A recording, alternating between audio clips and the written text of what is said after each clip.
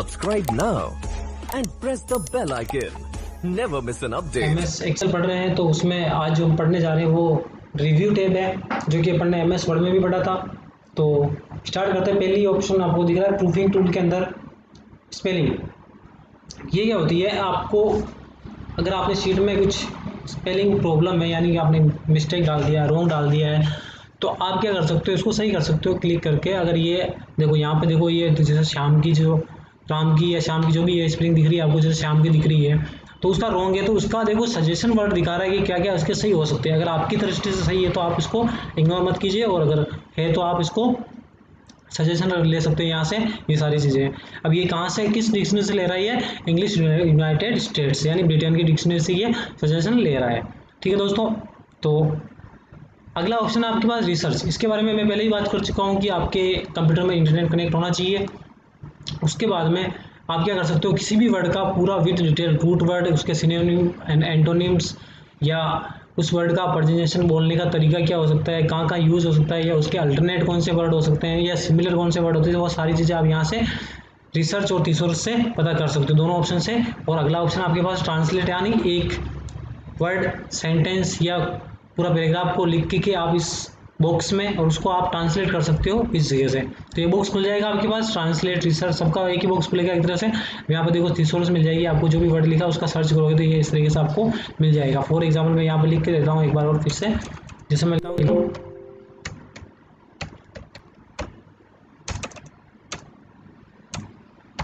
Vacation जो लिखा मैंने उसको सर्च कर लेते हैं। तो ये देखो वेकेशन का मतलब क्या क्या होता है, हॉलीडे, ब्रेक वगैरह सारी चीज़ें अभी अपन ने, ये रिसर्च चल रही है एक तरह से, तो ये कर सकते हो आप, ट्रांसलेट भी कर सकते हो। अगली चीज़ें आप MS वर्ड में जिस तरीके से कमेंट लगाया था आपने, वो आपने वर्ड पे लगाया था, यहाँ पे किसी सेल पे भी कमेंट लगा सकते हो। इस तरीके से कमेंट लगाने के बाद में उसके अंदर लिखा जो भी आप चाहो लिख सकते हो इस तरीके से। और लगी हुई कमेंट्स को आपको डिलीट करनी है तो डिलीट भी कर सकते हो, यूज़ कर सकते हो। अगर बहुत सारी कमेंट्स लगी हुई है, नेक्स्ट कर सकते हो, सारी कमेंट्स को हाइड कर सकते हो, शो ऑल कमेंट, सारी कमेंट्स को आप क्या कर सकते हो, दिखा सकते हो अगर हाइड की हुई है तो वो सारी चीज़ें। और अगर कमेंट्स के अंदर कहीं लिंक वगैरह आपने इंसर्ट कर रखा है तो वो भी आप शो कर सकते हो इस तरीके से। अभी मैं इसको फिलहाल डिलीट कर रहा हूँ। अगला ऑप्शन है तुम्हारे पास protect sheet, protect workbook, share worksheet, protect and share worksheet, allow user to edit range, track changes. Track changes के बारे में तो मैंने बता ही दिया आपको, आपके जो MS एक्सेल फाइल में जो भी चेंजेस होंगे उसको मॉनिटर करने के लिए काम आएगा। प्रोटेक्ट शीट, ये क्या होता है, प्रोटेक्ट मतलब आप शीट को आप सिक्योर कर सकते हो, सुरक्षित कर सकते हो। यहाँ से क्लिक करोगे आप यहाँ से तो आपको देखो जैसे जो भी पासवर्ड वगैरह लगाना है 1 2 3 लगा दिया और ओके कर दिया, 1 2 3 एंटर कर दिया। एंटर करने के बाद में क्या होगा आप खुद देख सकते हो। ये देखो सारी चीज़ें देखो, इसमें जितने भी आप फॉर्मेटिंग, एडिटिंग और राइटिंग जो भी है वो डिसेबल हो चुकी है इसके अंदर, इस शीट के अंदर। देखो आप राइटिंग नहीं कर सकते इसके अंदर, देखो इस तरह से ये मैसेज आपके पास आ जाएगा। तो ये चीज़ कर सकते हो आराम से। और अगर वापस आपको अनप्रोटेक्ट करनी है तो क्लिक करो रिव्यू के अंदर ही और अनप्रोटेक्ट शीट कर दो यहाँ से 1 2 3। इसी तरीके से ये ऑप्शन भी काम करेगा। वर्कबुक को भी प्रोटेक्ट कर सकते हो केवल, और जैसे ये वर्कबुक का मतलब ये शीट 1 2 को आपको रखना है, इसको प्रोटेक्ट कर सकते हो यहाँ से रिस्ट्रिक्ट एक्सेस से, जो मैंने आपको MS वर्ड में भी बता दिया था। या फिर इसको जो स्ट्रक्चर विंडो उसको भी आप पासवर्ड लगा के इस तरीके से कर सकते हो। स्ट्रक्चर विंडो को अगर आप लॉक कर दिया तो आपका फिर बाद में तो मिनिमाइज काम करेगा ना मैक्सिमाइज, वो ना क्लोज बटन, ये एक तरह से यही सीट आपके विंडो पर रहेगी आपको। ठीक है ना, तो ये भी आप कर सकते हो स्ट्रक्चर और विंडो दोनों ऑप्शन से। अगला आप शेयर वर्कशीट, यानी एक अदर यूजर को आप अपनी वर्कशीट को शेयर कर सकते हो। उसके लिए आपको आपका ID पासवर्ड या URL वगैरह होना चाहिए। प्रोटेक्ट एंड शेयर आपको सिक्योर भी रखनी है, इसको शेयर करना है तो वो भी कर सकते हो। और सभी यूज़र को अलाउ करना है एडिट करने के लिए। फॉर एग्जाम्पल एक एग्जांपल देता हूँ कि आप 4 दोस्त अलग अलग जगह बैठे हो और आपको एक ही शीट के अंदर काम करना, चारों को अलग लगे, तो आप क्या करोगे, उसको शेयर कर सकते हो, उसको जो भी टर्म्स एंड कंडीशन दे रखे इसमें वो कर सकते हो। तो ये सिंपल सा, ये छोटा सा था आपका रिव्यू टैब, जो आपको बेसिक वर्ड्स वगैरह के बारे में पता करने के लिए, कमेंट्स वगैरह पता करने के लिए, शेयर या प्रोटेक्ट करने के लिए शीट को काम में आता है, जो पढ़ा दिया मैंने। और इसी के साथ में मैं इसी वीडियो के अंदर अगला जो टैब है वो स्टार्ट करने जा रहा हूँ, वो है रिव्यू टैब के बाद में व्यू टैब। तो यहाँ पे आपको देखो MS वर्ड में अपन ने पढ़ा था कि बाय डिफॉल्ट रूप से जो पेज या डॉक्यूमेंट का जो व्यू होता है वो प्रिंट लेआउट होता है। यहाँ पे क्या होता है, MS एक्सेल शीट का जो बाय डिफॉल्ट रूप से लेआउट होता है वो नॉर्मल होता है। नॉर्मल का मतलब जो आपको दिख रहा है जिसमें पेजिंग वगैरह कुछ नहीं हो रखी है। अगर आपको पेज लेआउट में कन्वर्ट करना तो इस तरीके से, तो ये शीट भी आपके जो पूरी नॉर्मल हो रखी थी वो किस में हो गई कन्वर्ट, ये हो गई कन्वर्ट आपके पेज के अंदर। आप चाहो तो इसको वापस नॉर्मल कर सकते हो यहाँ से क्लिक करके।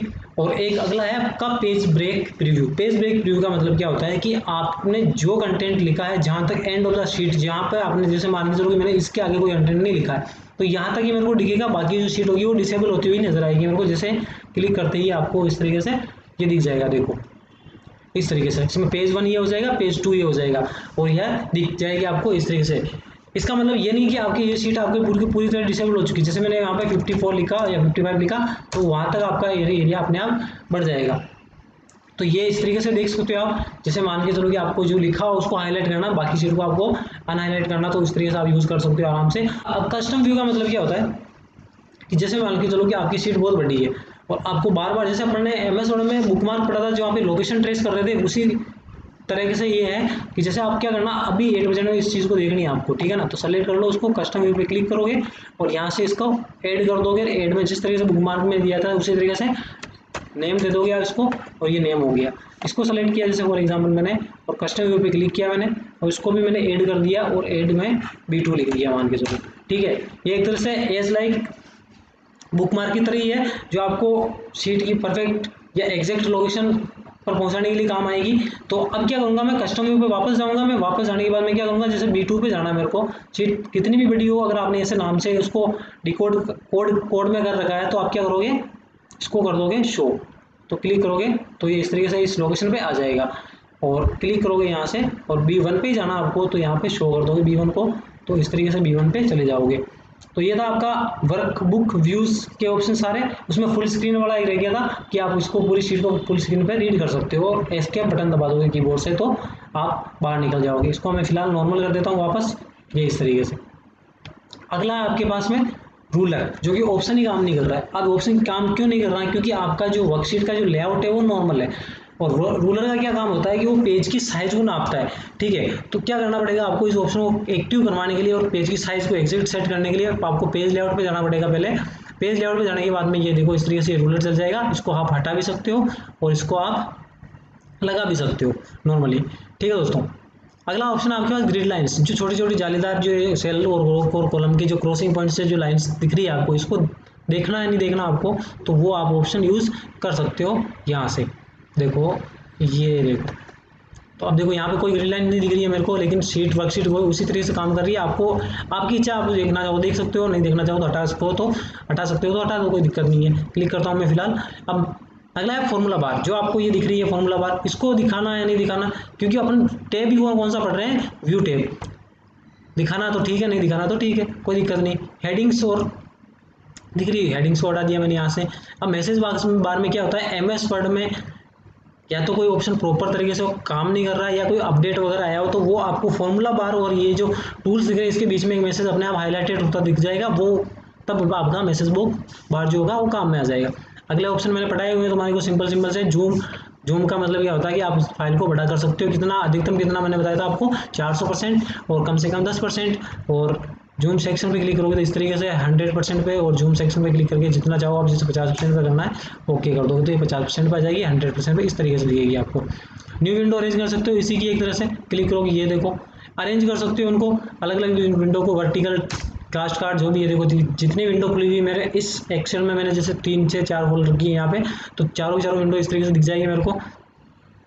बड़ा कर सकते हो इनको, या साइड बाय साइड देख सकते हो इसको अलग अलग तरीके से, क्योंकि चल रहा है आपको कौन कौन सी सीट को देखनी है वो भी देख सकते हो आप। यहाँ से क्लिक करोगे तो देखो इस तरीके साइड बाय साइड दिख जाएगा, और दोनों जो स्क्रॉलिंग होगी वो दोनों साथ में होगी इस तरीके से। स्क्रॉलिंग को बंद करना आपको तो बंद कर सकते हो यहाँ से।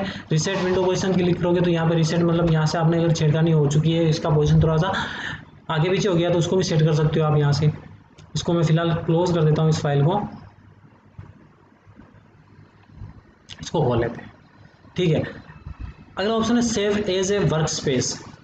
इसका मतलब क्या होता है, बहुत सारी एक्सेल से अपन क्या करते हैं, सेव करते हैं फाइल को, तो क्या वो कहीं ना कहीं सेव होती है, आप जहाँ पे चाहो आप जो लोकेशन सेलेक्ट करोगे वहीं पे सेव हो जाएगी।